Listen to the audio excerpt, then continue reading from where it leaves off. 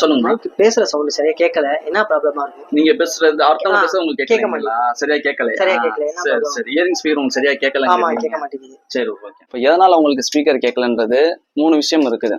என்னன்னு பார்த்தீங்கன்னா, 1 ஸ்பீக்கர் ப்ராப்ளமா இருந்தாலும் உங்களுக்கு சவுண்ட் கம்மியா கேட்கும். அதே மாதிரி பார்த்தீங்கன்னா 2வது இந்த ஸ்பீக்கர்ல பார்த்தீங்கன்னா இங்க வந்து பார்த்தீங்கன்னா இந்த தெரியுதுங்களா? இந்த ஸ்பீக்கர்ல இந்த வலையில பார்த்தீங்கன்னா அந்த டஸ்ட் உட்காந்துருக்கும். இந்த டஸ்ட் இருந்தாலும் உங்களுக்கு என்ன ஆகும்னா சரியான உங்களுக்கு வாய்ஸ் கேட்காது. அதுக்கு என்ன பண்ணலாம்னா நீங்க இந்த இந்த விஷயத்துக்காக நீங்க கடைக்கு வரணும்னு தேவையில்ல. நீங்க வீட்ல இருந்து என்ன பண்ணலாம்னா உங்க வீட்ல இருக்கக்கூடிய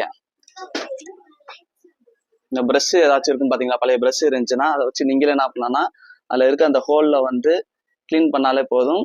உங்களுக்கு அந்த டஸ்ட் போனாலே உங்களுக்கு வாய்ஸ் வந்து கிளியரா வந்துடும். சரிங்களா? 3வது என்ன விஷயங்கிறத நீங்க உங்க போன்ல நீங்களே தெரியாம உங்களோட வால்யூம் கம்மியா இருக்கும். வால்யூம் கம்மியா இருந்தாலும் உங்களுக்கு சரியா கேட்காது. நீங்க அதை கவனிச்சிருக்க மாட்டீங்க. அதை நீங்க ஃபுல்லா வச்சுட்டீங்கன்னா உங்களுக்கு ஃபுல் சவுண்டும் கேட்கும். சரிங்களா? என்ன ஒரு புத்திசாலித்தனம். கிளீன் பண்ணியாச்சு. இப்போ நீங்க செக் பண்ணி பாருங்க அது எப்படி இருக்குன்னு கேட்குதுன்னு பாருங்க.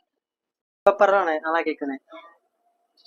பார்த்தீங்கன்னா இந்த ஸ்பீக்கர் மாற்ற இதுக்கு தேவையில்லை. டஸ்ட் கிளீன் பண்ணி இதிலே ரெடி பண்ணி கொடுத்துட்டோம். அப்போயும் நீங்கள் வீட்டில் உட்காந்து ப்ரஷ்ல போட்டு நீங்கள் வரலன்னா நீங்கள் என்ன பண்ணலாம்னா சர்வீஸ் சென்டருக்கு வரலாம். இதனால் நம்ம இன்னைக்கு ஸ்பீக்கர் மாற்ற தேவையில்லை. அவருக்கு ஃப்ரீயாகவே நம்ம சர்வீஸ் பண்ணி கொடுத்துட்டோம்.